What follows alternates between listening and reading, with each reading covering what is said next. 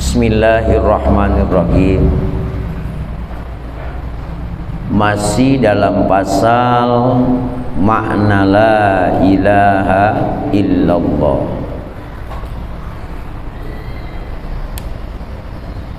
Halaman 14 ya.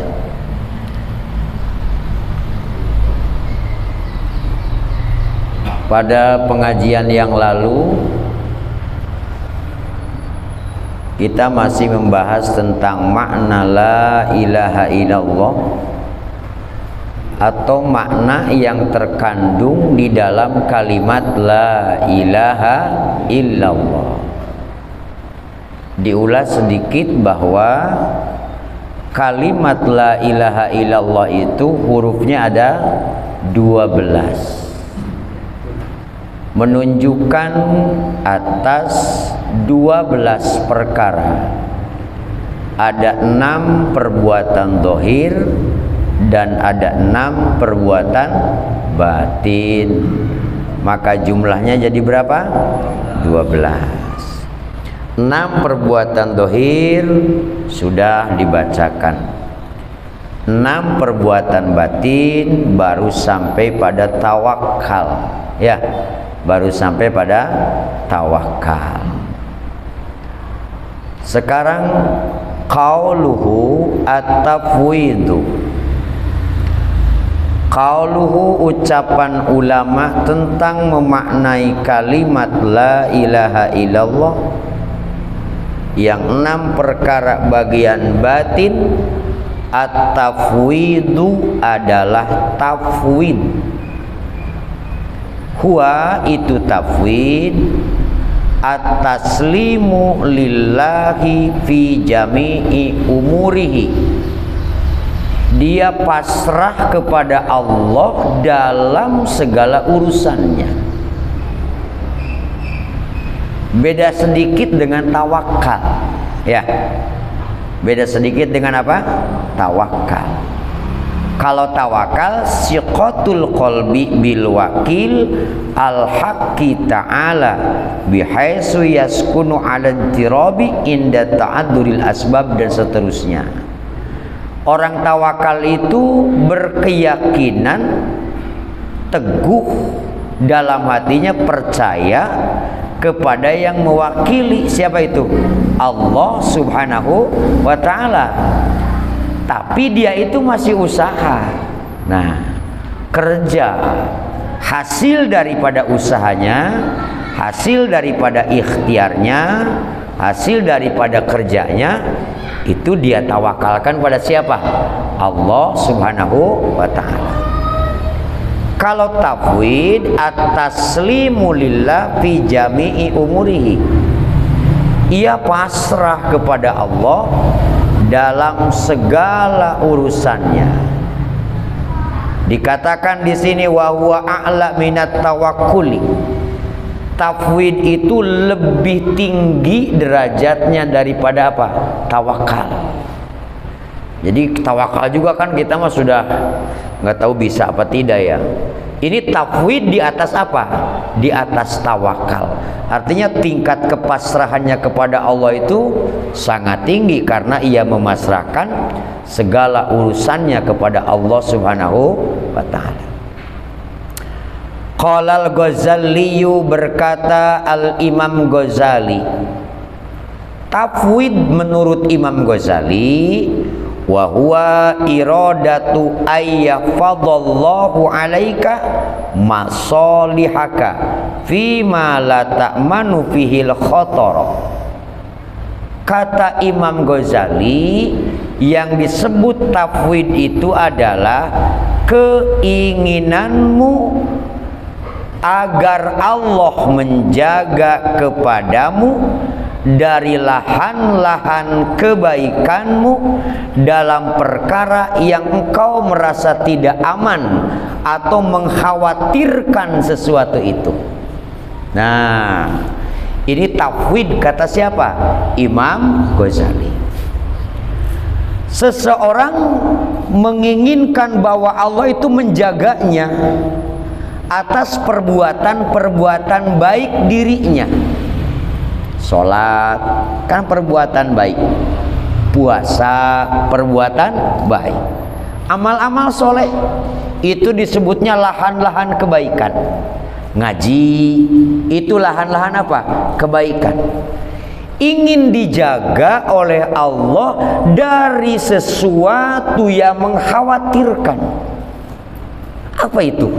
Sholat takut tidak ikhlas, puasa takut tidak ikhlas, dan seterusnya.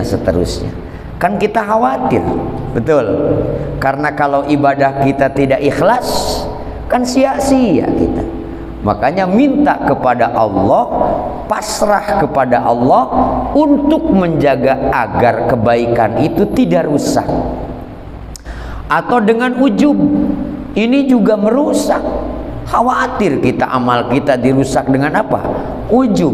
Ujub itu merasa cukup diri dengan kebaikan, merasa sempurna diri dengan kebaikan, merasa diri ini sudah cukup lah. Nah itu ujub namanya. Ini adalah macam-macam yang sangat kita khawatirkan adanya di hati kita. Na'udzubillahi min dzalik. Nah, kita harus selalu mohon kepada Allah. Makanya kalau mau sholat tuh kita berdoa, Allahumma inni a'udzubika min hamazati syayatin wa a'udzubika rabbi ayahdurun. Allahumma ij'alni minal khasiin waj'alni minal mukhlisin waj'alni min ibadikas sholihin. Ya Allah, jadikan hamba orang yang khusyuk, jadikan hamba orang yang ikhlas, jadikan hamba ini orang-orang yang betul-betul mengabdi kepadamu ibadah. Nah, selalu kita harus selalu memohon kepada siapa? Allah. Wadiddu tafwidi at-tama'u. Adapun perlawanan daripada tafwid adalah toma alias tamak. Qauluhu as-sabru, kan ada tawakal, ada tafwid, nanti ada sobar, nanti ada syukur. Syukur sudah ya, ada taubat, nah ada 6 itu zuhudnya. Sobar, apa sih sobar? Kita ini kan sering mendengar kata-kata apa? Sobar. Kita juga sering nyebut sobar. Ada teman mendapat musibah, yang sabar ya, gitu kan ya. Maksudnya sobar itu. Ada tetangga ditinggal wafat, kita doakan, kan gitu ya. Moga-moga sobar, gitulah. Apa sih sobar? Sobar itu wa huwa habsun nafsi alal masyaki wa anil jazai. Ini sobar, menahan diri alal masyaki, atas beban-beban yang berat, wa anil jazai, dan dari mengeluh. Sobar itu menahan diri dari beban-beban yang berat dan tidak mengeluh. Nah, maksudnya bagaimana? Kan sobar itu ada beberapa bagian. Ada sobar alat ta'at ya, ada sobar tarkul maksiat, ada juga apa? Sobar alal musibah. Ini sobar. Sobar dalam ta'at artinya walaupun berat perintah dari Allah, ia laksanakan. Sabar itu namanya ya. Masya Allah, sabar. Walaupun berat, untuk bangun malam berat, bangun subuh berat, badan kayaknya pada pegel gitu ya, pinggang mau bangun juga ngerentek gitu ya. Nah, sabar menghadapi itu. Duh, dingin, sabar. Sebab di situ ada kewajiban. Menurut keinginan makan pengennya tidur, ya kan? Menurut keinginan tidur aja masih ngantuk. tapi melawan rasa keinginan tidur untuk menunaikan kewajiban dari Allah. Itu contoh sabar. Atau sabar meninggalkan maksiat. Ya Allah, di depan mata mana tidak ada orang lain lagi ya. Artinya kalau mau nyolong nih nggak ada yang tahu nih. CCTV tidak ada, orang lain tidak ada, tinggal comot nih, ya kan? Setan mah udah nyuruh-nyuruh, hawa nafsu mah terus karena ada keinginan orang untuk itu. Tetapi sabar, karena ini bukan milikmu, ini bukan hakmu. Menahan keinginan semacam itu namanya sabar meninggalkan maksiat.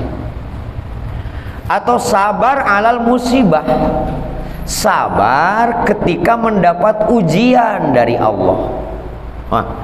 Tidak gerenuh hati ini, udah ngomong kemana-mana ya. Sabar nerima saja, tahan, sebab itu ujian siapa? Allah. Apalagi di sini sebutkan habsun nafsi alal masyaki, menanggung beban yang berat, menahan diri untuk menanggung beban yang berat. Ini maknanya luas sekali. Menahan diri dari keinginan menanggung yang berat.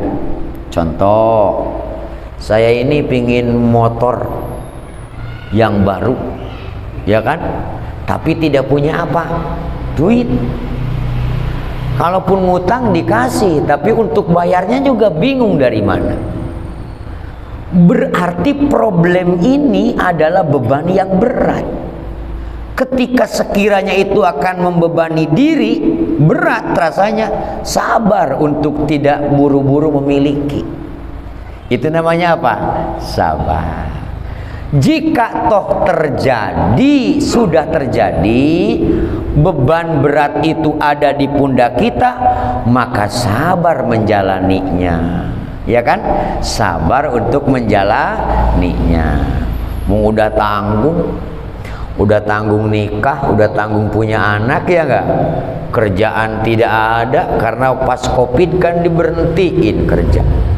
Masya Allah, beban makan tidak bisa dikurangi, pendapatan mungkin kurang, anggota keluarga masih segitu aja, makan tetap harus sehari 3 kali, ya kan? Masya Allah, banyak beban. Nah, sabar menghadapi itu, beban berat yang harus dipikul diri. Wa anil jazai, dan menahan diri dari mengeluh. Mengeluh pagi-pagi, belum sarapan juga belum, udah ngeluh aja. Nyoba usaha aja belum, udah dahduh aja ya, ngeluh aja. Setiap orang juga punya beban, setiap orang punya kesulitan, tapi Allah tidak suka kita mengeluh ke sembarang makhluk. Kalau mau mengeluh kepada siapa? Kepada Allah Subhanahu wa ta'ala. Nah, orang tidak mengeluh itu sabar, itu namanya. Jangan ngeluh, semangat aja ya, semangat. Tetap bahagia saja lah, nggak punya duit juga ya. Nah, bagaimana bahagianya orang nggak punya duit? Ya bahagianya orang yang nggak punya duit aja bagaimana? Ya kan, bahagia orang punya duit bagaimana ya nggak tahu. Kita bahagianya orang yang tidak punya duit ya bagaimana aja, yang penting bahagia. Nah, sabar. Qala al-Alqami, berkata Alqami, as-sabru habsun nafsi ala karihin tatahammaluhu. Yang disebut sabar, kata Alqami, adalah menahan diri dari yang tidak disukai, yang sedang ditanggung oleh dirinya itu. Kan hidup itu tidak selamanya mendapat persoalan yang suka, betul? Suatu waktu mah terjadi perkara yang sangat tidak kita sukai, terjadi kepada diri kita. Nah, tahan diri, redam emosi. kendalikan diri, ya kan? Itu habsun nafsi ala karihin tatahammaluhu, menahan diri dari yang tidak disukai yang sedang ditanggung oleh dirinya sendiri. Wa an ladidin tufarikuhu, dan menahan diri dari kenikmatan yang belum tercapai atau belum diperoleh. Ini sabar nih. Tadi kan sudah di atas ya gambarannya. Termasuk sabar adalah menahan diri dari kenikmatan, dari kesuksesan yang belum diraih, yang belum diperoleh. Sabar.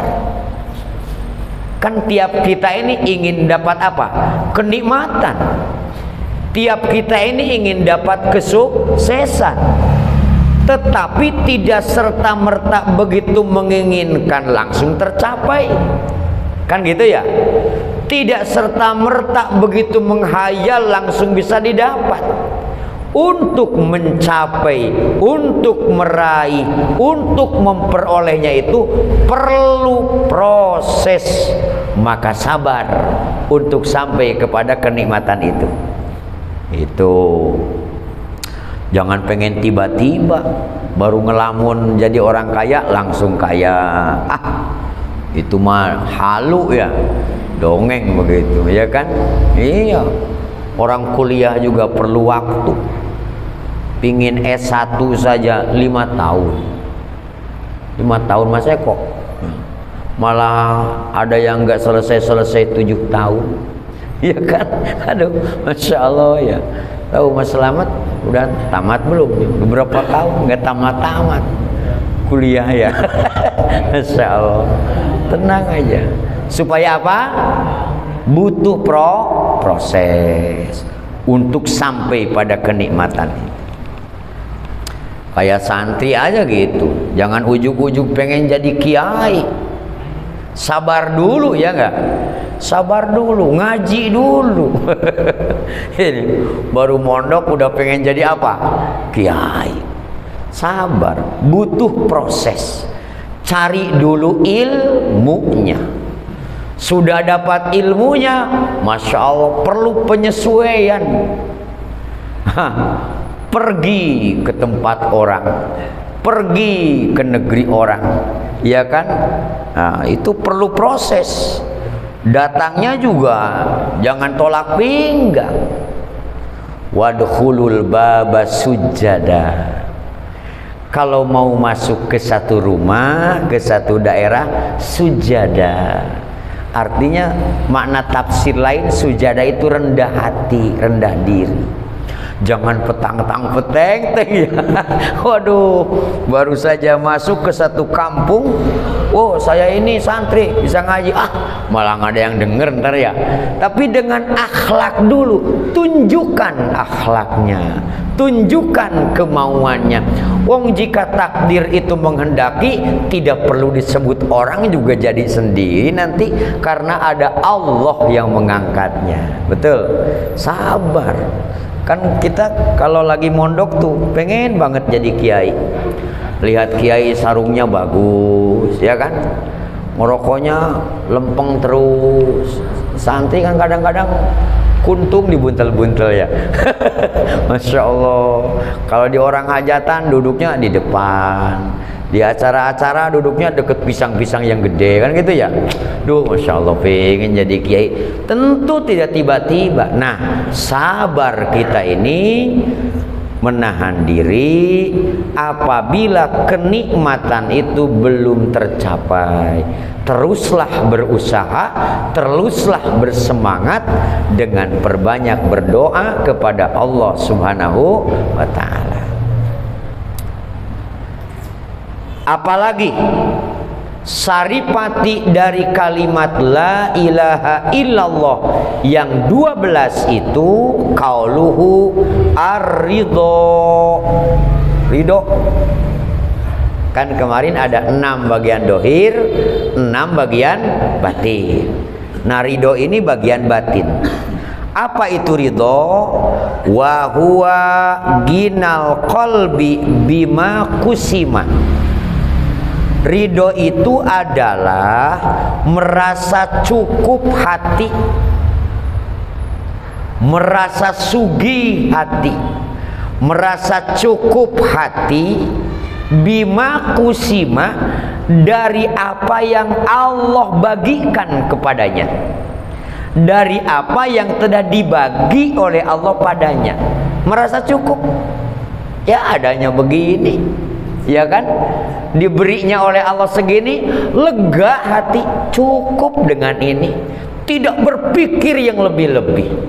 Karena inilah yang sudah Allah takar untuk kita. Inna likulli syai'in qadra, bahwa setiap sesuatu itu sudah ada takarannya, ada ukurannya. Jangan pengen lebih dari apa? Takaran, bahaya itu. Betul. Wong obat juga ada overdosis. Kita oleh Allah diberikan rezeki, pembagian penghasilan setiap hari 50.000, lebih 1.000 pun gak pernah misalnya, ya sudah ridho aja dengan itu, merasa cukup saja dengan itu. Karena siapa tahu kalau tiba-tiba diberi pendapatan 1 juta satu hari, malah gak pernah ke masjid nanti. Iya kan? Karena overdosis. Yang tidak mesti dibeli. Biasanya ketika pendapatannya pas-pasan, ya beli beras, sayuran, ikan asin, yang penting-penting saja. Begitu pendapatannya bengkak, mainan bocah dibeli, padahal nggak punya anak kecil. Overdosis. Ridho dengan bagian siapa? Allah Subhanahu wa ta'ala. Lega saja, lega. Jangan merengut. Orang banyak duitnya, kita sedikit, nggak usah merengut dong, itu bagian. Yang penting kita juga kecepretan aja rezekinya, ya alhamdulillah. Kalau kaya semua bagaimana? Kalau miskin semua juga repot. Ini masjid kita bisa hebat begini nih karena ada orang punya banyak duit dan ada yang tidak punya duit. Betul. Yang banyak duitnya mah nggak mau ngaduk. Yang tidak punya banyak duit yang ngaduk, betul. Nah, kata yang punya banyak duit, nih duitnya nih. Nah, kata yang tidak punya duit, saya mah nggak punya duit, udah tenaga aja lah. Nah, artinya sinkron. Orang yang bermacam-macam kondisinya itu disinkronkan, jadilah pembangunan masjid, majelis taklim, pondok pesantren, saling kita. Intinya ridho kepada apa yang diberikan siapa? Allah untuk kita. Kemudian waqalal ulama'u, berkata para ulama, ar-ridho tarkus sakhoti. Ridho itu tidak sukhti. Apa sih sakhoti? Apa sih sukhti? Sukhtu itu ngambek lah, ngedumel lah gitu ya, ngedumel ya bahasa kitanya ya, ngedumel lah. Nah, wasakhatu zikru ghairi ma qadallahu ta'ala bi annahu aula bihi. Yang disebut sakhatu di sini adalah menyebutkan sesuatu yang tidak diqadhakan, tidak ditetapkan oleh Allah kepada dirinya. Bi annahu aula bihi, ia menyebutkan aku lebih pantas menerima itu. Orang punya jabatan, kita merasa lebih pantas di situ, bukan orang lain. Orang usahanya beruntung, kita merasa lebih pantas. Padahal itu seharusnya saya yang dapat. Gitu. Kata siapa seharusnya? Ya kan? Wong Allah menakdirkannya tidak begitu. Tapi kadang-kadang kita zikruma, menceritakan sesuatu yang tidak Allah takdirkan kepada kita, merasa kita yang paling berhak untuk itu. Mestinya saya itu. Lah pugu takdirnya bukan ke ente kan gitu ya. Pugu takdirnya bukan ke kita. Itu termasuk sukhti. Sewot itu namanya. Ya kan? Termasuk sewot. Karena sesuatu tidak terjadi pada dirinya, merasa dia yang paling apa? Berhak. Merasa dia yang harus mendapatkan itu. Merasa dirinya yang harus ada di posisi itu. Bahkan wa aslahu bima la yutayaqqanu salahuhu wa fasaduhu. Ia merasa paling berwenang untuk itu. Padahal dia tidak tahu apakah jika ia mendapatkan itu maslahat atau mafsadat, maslahat atau madorot, kan kita tidak tahu. Merasa kita yang harus mendapatkan itu, kita yang paling berhak di situ. Padahal kita tidak tahu apakah kalau kita mendapatkan sesuatu itu atau kita ada di posisi itu, maslahatkah untuk diri kita atau mafsadatkah, madaratkah untuk diri kita? Kita tidak tahu. Nah, orang yang ridho tidak begitu. Jadi ketika sesuatu terjadi bukan pada dirinya, ya sudah, bukan bagiannya. Ketika terjadi kepada dirinya, ya merasa cukup saja bahwa inilah yang Allah berikan kepada kita. Sering saya sebutkan bahwa orang yang ridho itu tidak melihat jenis, jumlah, bentuk yang dia dapati, tetapi melihat siapa yang memberi. Dah itu. Ruwiya, diceritakan annahu ta'ala, sesungguhnya Allah subhanahu wa ta'ala qala, berfirman. Ini tidak ada di Quran. Ulama menyebutkannya ini ada dalam hadis qudsi. Begini firmannya: man lam yardha bi qada'i wa lam yasbir ala bala'i wa lam yashkur ala na'ma'i falyatakhidh rabban siwa'i. Man lam yardha bi qada'i, siapa yang tidak ridho atas takdirku, ketetapanku, tidak ridho atas ketetapan Allah pada dirinya, walam yasbir ala balai, dan tidak sabar atas ujian dari Allah, walam yashkur ala na'mai, dan tidak mensyukuri nikmat dari siapa? Allah. Falyatakhid rabban siwai, carilah Tuhan selain aku. Masya Allah, na'udzubillahi min dzalik. Jika engkau tidak ridho atas takdirku, tidak ridho atas ketentuanku, kata Allah, tidak sabar atas ujianku, dan tidak bersyukur atas nikmatku, falyatakhid rabban siwai, carilah Tuhan selain aku. Ya tidak ada lah ya. Ini seolah-olah nih kalimat ini ngusir kali ya. Wah, ngusir. Ya kan? Udah cari orang tua kayak gua, kayak gitu ya. Kalau kesel orang tua begitu ya. Oh, cari. Nah, Masya Allah. Nah, ini hadis ini ada dalam kitab Al-Jami' As-Shaghir. Kemudian qauluhu az-zuhdu masih memaknai dari 12 yang ada dalam kalimat la ilaha illallah adalah zuhud. Orang tua mah dulu nyebutnya zuhud itu tapa. Tapa itu kalau bahasa saya mah ya semedi lah ya.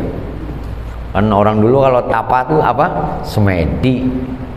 Di hutan, di gua, tidak ketemu orang. Apa begitu maksudnya?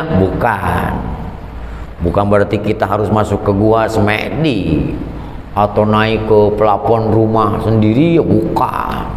Maksudnya apa? Maksudnya begini, huwa alla yakuna bima fi aidin nasi alsaqo minhu, bahwa huwa yang disebut zuhud,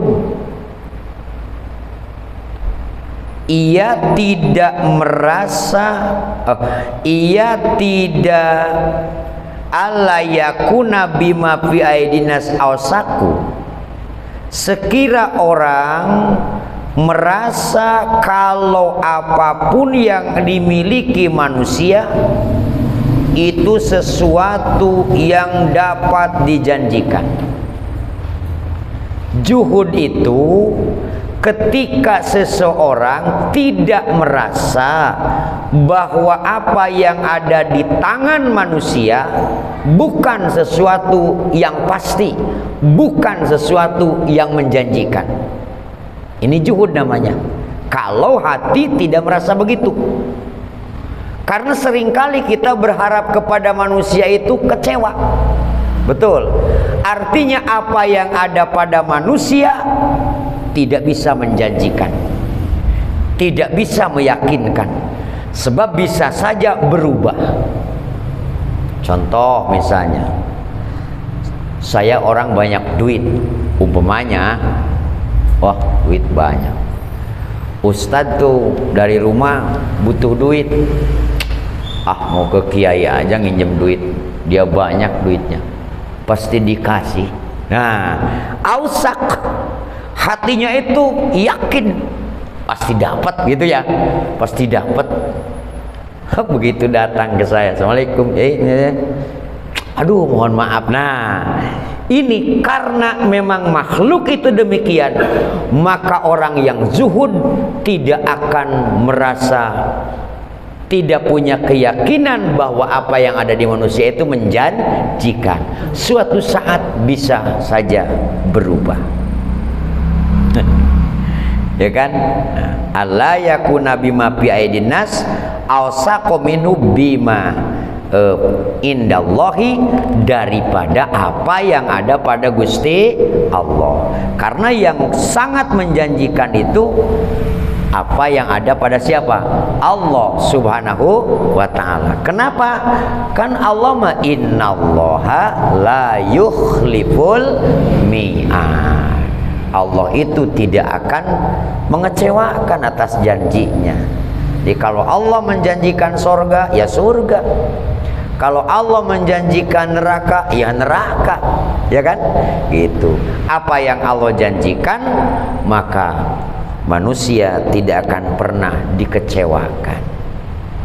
Cuman ya kita ini kan karena tidak juhud kali ya, sering lebih percaya pada manusia daripada percaya sama siapa? Allah. Contoh, ada dalam hadis, raqatal fajri khairun minad dunya wa ma fiha. Ini hadis. 2 rakaat fajar, sebelum fajar, qobliyah subuh lah gitu ya, itu lebih baik daripada dunia dan seisinya. Tapi kita tidak milih itu, ya, milih tidur aja. Orang butuh uang, butuh mobil, butuh rumah, itu dunia. Nabi sudah menyampaikan, ketika engkau butuh dunia, 2 rakaat fajar itu lebih baik daripada dunia dengan seisinya. Maknanya apa? Kalau nanti kita sudah wafat, sudah di akhirat, segala macam yang ada di dunia ini tidak akan menjadi kenangan bagi kita kecuali sholat. Kenikmatan dunia yang akan kita ingat, yang akan kita kenang itu sholat qoblal fajri. Makanya dalam hadisnya lebih baik daripada dunia dan seisinya. Ini pahala ini. Dalam hadis, man salaka tariqan ilal ilmi salakallahu bihi tariqan ilal jannah. Barang siapa yang mencari jalan untuk mendapatkan ilmu, Allah akan mencarikan jalan bagi dia supaya masuk surga. Allah yang nyari jalannya, coba, ya kan? Yang mencari sebabnya siapa? Allah. Tapi orang kadang tidak memilih itu. Ke surga pingin, kan harus ada jalannya ke surga. Yang akan mencarikan jalannya siapa? Allah. Bagi orang yang mencari jalan agar mendapatkan ilmu. Mencari jalan mendapatkan ilmu berarti mencari ilmu. Mencari ilmu di mana? Di tempat ilmu. Orang yang mau ke situ, masya Allah, akan dicarikan jalan agar dia ke sorga oleh Allah. Tapi banyak orang yang tidak mencari jalan itu. Kenapa? Karena lebih memilih dunia daripada akhirat. Dalam surat Ad-Duha atau dalam surat Al-A'la Allah berfirman, walal akhiratu khairul laka minal ula. Akhirat itu lebih baik untukmu daripada apa? Dunia. Tapi kita lebih berat dengan apa? Dunia. Masya Allah. Walaisa zuhdu huwa tarkul halali wa idha'atul mal. Dan zuhud itu bukan meninggalkan barang halal atau menyia-nyiakan harta, membuang harta. Ada orang ngasih keuntungan padahal halal, nggak butuh saya, Bang. Zuhud bukan begitu. Bukan berarti tidak mencari barang yang halal, bukan begitu. Yang dimaksud zuhud sehingga tidak punya apa-apa, tinggal baju saja yang dipakai. Bukan demikian. Karena yang dimaksud zuhud itu dia lebih percaya kepada Allah, apa yang ada pada Allah, daripada apa yang dijanjikan manusia. Wafil hadisi, dan dijelaskan dalam hadis Rasulullah Sallallahu Alaihi Wasallam, man sarrahu ayyakuna akraman nasi falyataqillaha azza wa jalla. Barang siapa yang menginginkan sekali untuk menjadi orang paling mulia, akraman nas, paling mulia, caranya falyattaqillah azza wa jalla, maka bertakwalah kepada Allah azza wa jalla. Kalau ingin jadi orang paling mulia, caranya harus bertakwa. Dalam hadis lain kan disebutkan, innallaha ta'ala la yanduru ila suwarikum wala ila ajsamikum wala ila amwalikum walaki yanduru ila qulubikum wa a'malikum. Nah, Allah itu kan tidak melihat seberapa ganteng dirimu, seberapa banyak hartamu, tidak begitu. Tapi yang Allah lihat itu sikap dan hati.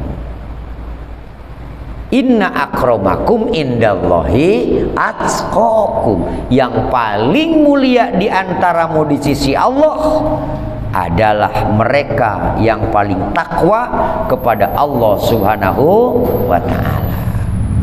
Takwa itu definisinya kan mudah ya, imtisalu awamirillah wajtinabun nawahi. Ini yang paling populer lah, melakukan segala perintah Allah dan meninggalkan segala yang dilarang oleh Allah. Adapun di Quran banyak sifat-sifat orang takwa. Jadi kalau ingin menjadi orang yang paling mulia, caranya bagaimana? Bertakwalah kepada Allah Subhanahu wa ta'ala. Wa man sarrahu ayyakuna aqwan nasi falyatawakkal 'ala Allah.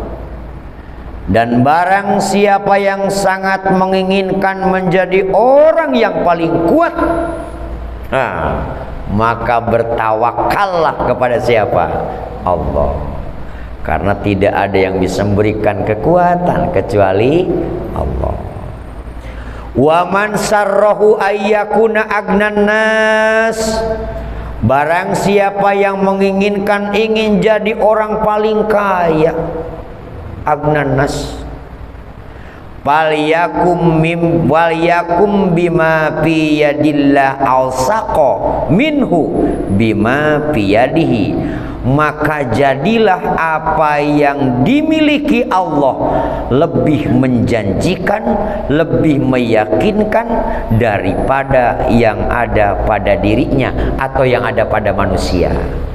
Nah, kalau ingin menjadi orang yang paling kaya, maka dia harus apa?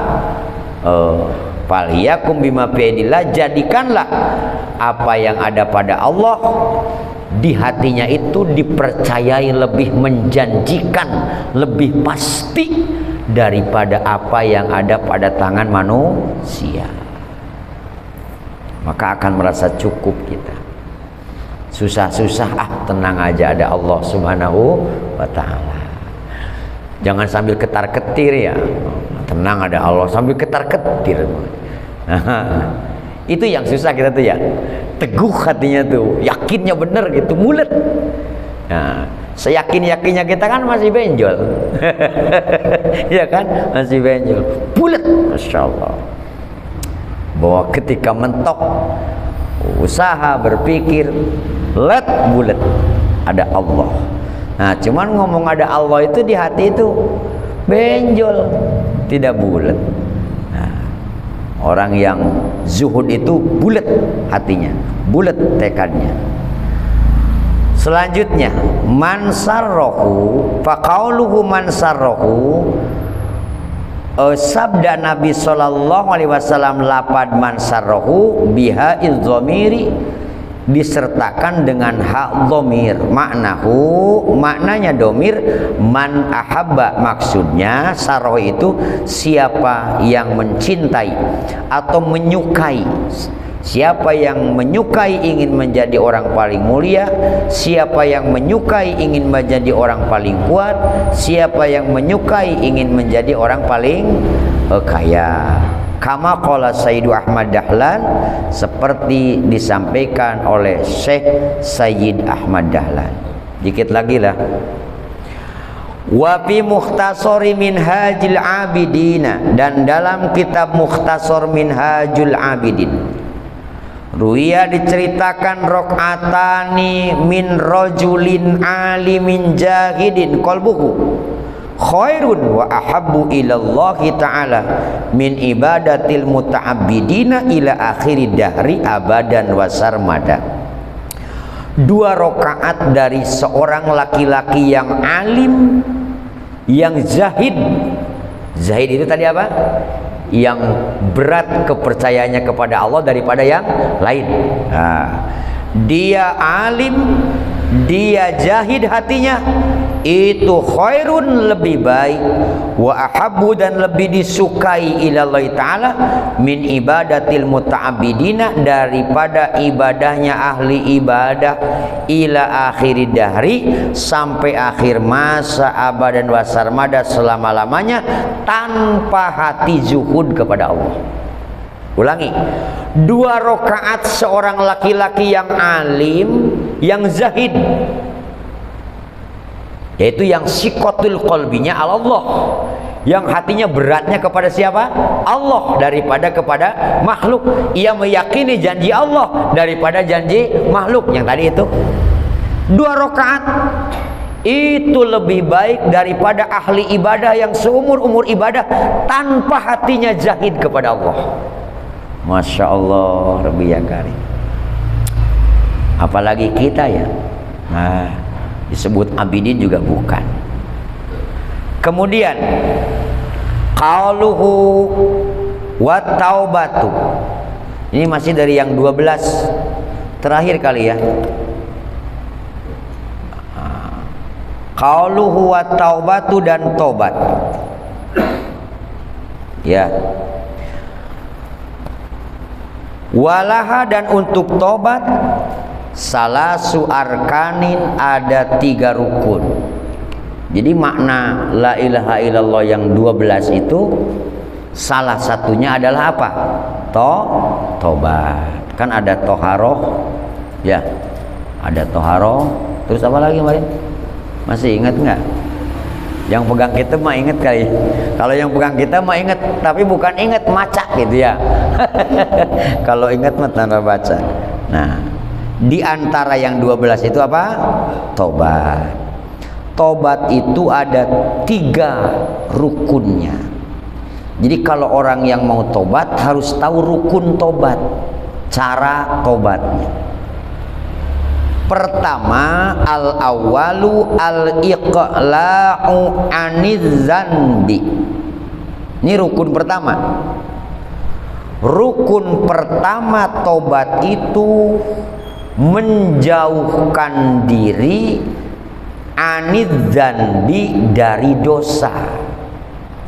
Makna ikhla itu bisa menjauhkan atau mencopot diri dari dosa. Jangan tobat terus, dosa terus. Itu bukan tobat namanya. Tobat itu copot dosanya.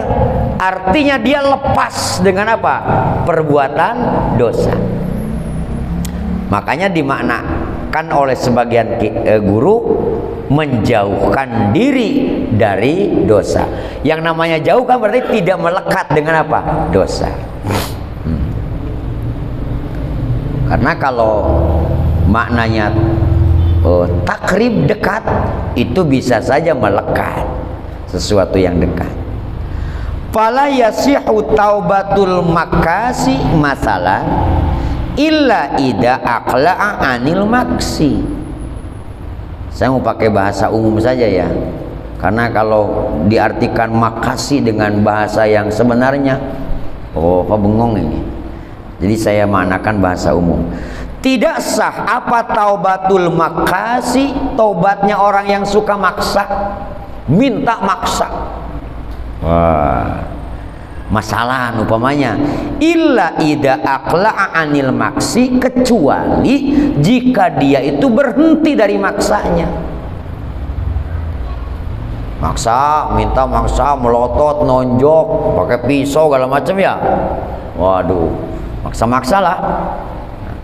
Ngomongnya tobat, besok begitu lagi, bukan tobat. Orang yang tobat dari zina ya harus berhenti zinanya. Orang yang bertaubat dari mencuri ya harus berhenti apanya? Mencurinya, gitu maknanya. Ini kan contoh. Wasani, dan yang kedua, an-nadamu, makna nadam itu sedih, atau yang lebih luasnya kecewa lah. Kecewa ala fi'liha, atas perbuatan dosa. Sedih dengan rasa kecewa kepada diri telah melakukan dosa, dan sedihnya itu dan kecewanya itu liwajhillahi ta'ala, karena Allah. Bagaimana sih kok bisa disebutkan kecewanya karena Allah? Di sini dijelaskan, fala tasyu taubatu man lam yandam au nadima li ghairi wajhillah ka'anna nadima li ajli musibatin hasolat lahu. Maka tidak sah tobatnya orang yang tidak merasa sedih, tidak merasa kecewa, tidak merasa menyesal, atau ia bersedih, ia kecewa, ia menyesal, tapi bukan karena Allah. Tidak sah. Seperti apa sih karena Allah itu dimaksud? Yang dimaksud sedih atau kecewa atau menyesal karena Allah itu, maka ketika ia terjadi satu musibah atas perbuatan dosa, bukan karena itu. Contoh, ka'an nadima li ajli musibatin hasolat lahu, seperti ia sedih, ia kecewa, ia menyesal atas perbuatan dosa karena ada musibah yang menimpanya. Jadi bukan karena Allah. Li ajli musibatin hasolat lahu, karena ada musibah yang dihasilkan dari perbuatan dosa. Contoh, dia nih benar-benar mau nyolong motor nih, ya kan? Mau nyolong motor, ketahuan orang digebukin.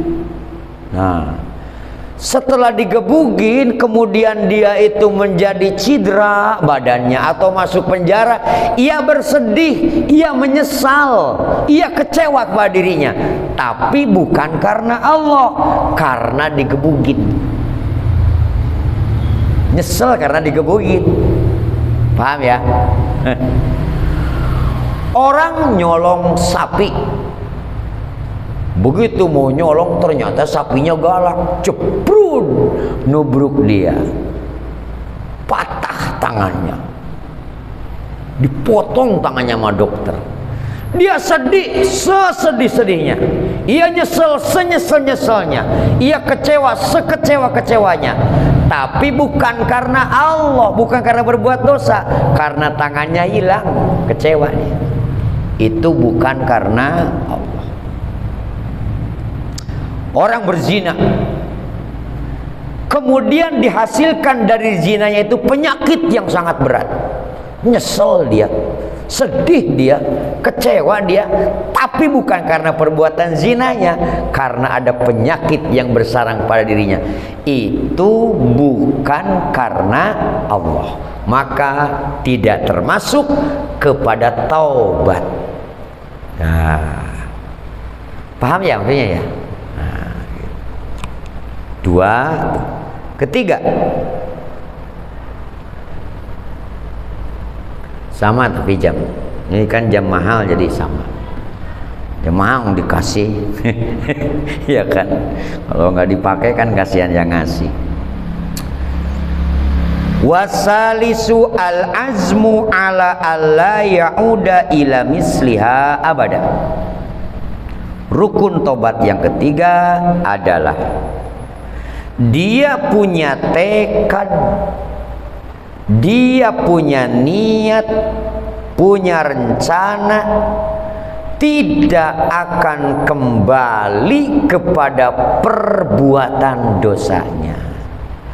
Punya tekad yang kuat dalam hatinya, itu tidak akan mengulangi perbuatan dosa.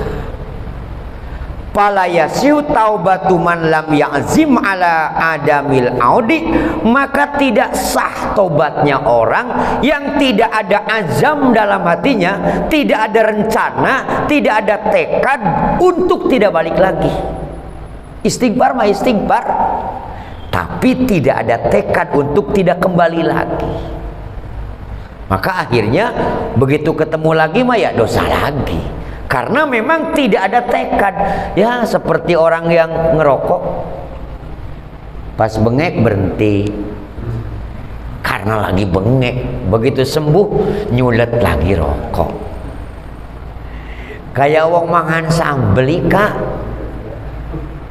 wong mangan sambel, tobat pedes dikerupuk kau supaya hilang apanya, tobat kata dia. Ya habis makan besok makan lagi sambal maning. Nah makanya suka disebut tobat apa? Sambal.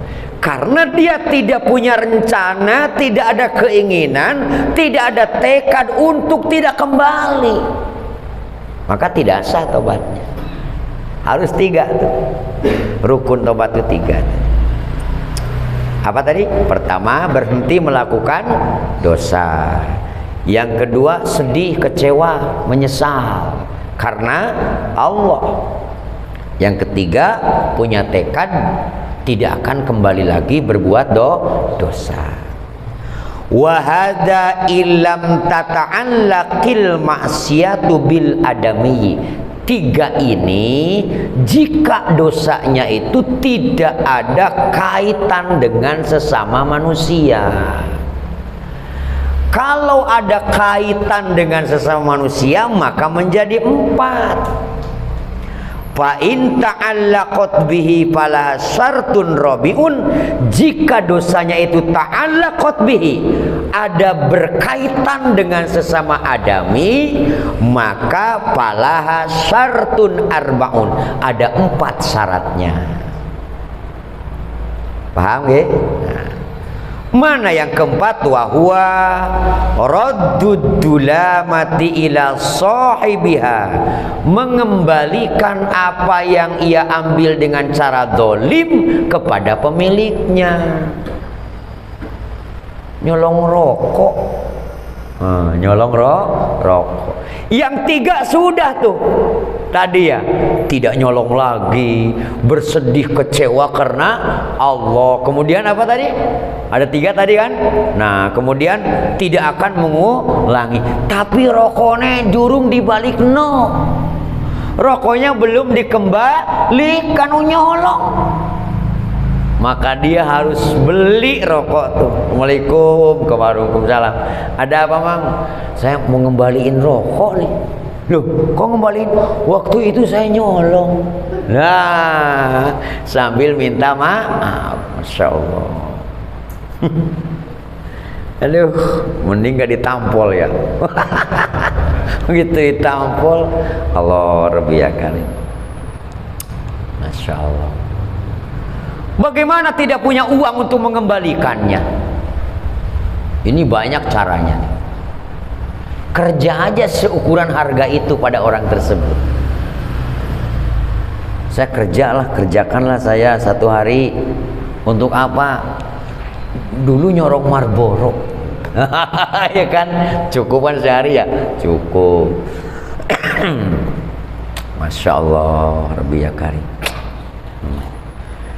Autasilul baro'ati minhu tafsilan la ijmalan, atau meminta kebebasan, minta maaf ya kan, dari orang tersebut yang didolimi, tafsilan, baik secara rinci, la ijmalan, tidak secara keseluruhan.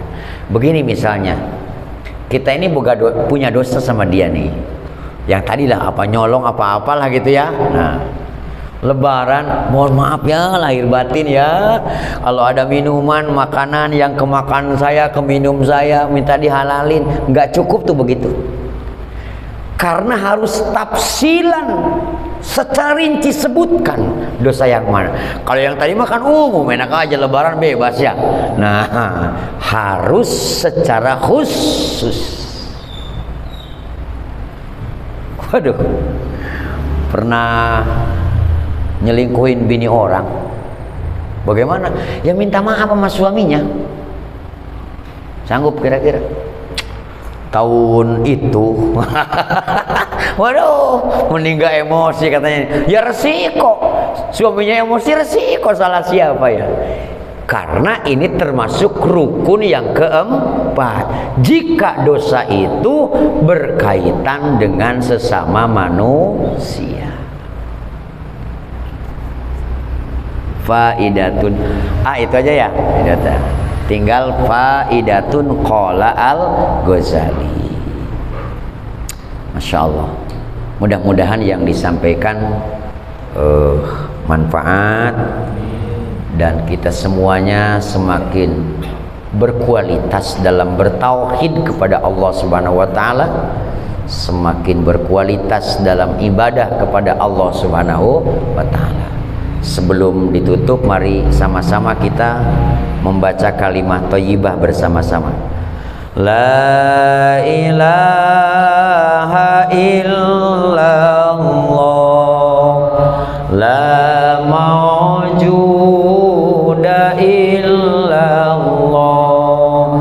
la ilaha illallah, la ma'buda illallah, la ilaha illallah, la maqsuda illallah, la ilaha illallah, la matluba illallah, la ilaha illallah, la ilaha illallah, la ilaha illallah Muhammadur Rasulullah. Allahumma sholli wa sallim wa barik ala sayyidina wa habibina wa syafiina wa karimina maulana Muhammad wa sallim wa radiyallahu tabaraka wa ta'ala an kulli sahabati rasulillahi ajma'in amin ya rabbal alamin alhamdulillahi rabbil alamin. Allahumma sholli ala sayyidina Muhammad wa ala alihi wa sahbihi wa barik wa sallim. Tawassalna bi ta'allumi tawassalna bi ta'limi antarzuqana al-wasi'a wa antarzuqal amanah. Rabbin fa'na bima 'allamtana rabbi 'allimna alladhi yanfa'una rabbi faqina wa faqih ahlana wa qarabatil lana fi dinina. Allahumma barik fi auladina wa dzurriyyatina wa la tadurrum wa fiqna birrahum bi rahmatika ya arhamar rahimin. Rabbana atina fid dunya hasanatan wa fil akhirati hasanatan wa qina adzabannar. Subhana rabbika rabbil izzati amma yasifun wassalamu alal mursalin walhamdulillahi rabbil alamin. Wassalamualaikum warahmatullahi wabarakatuh.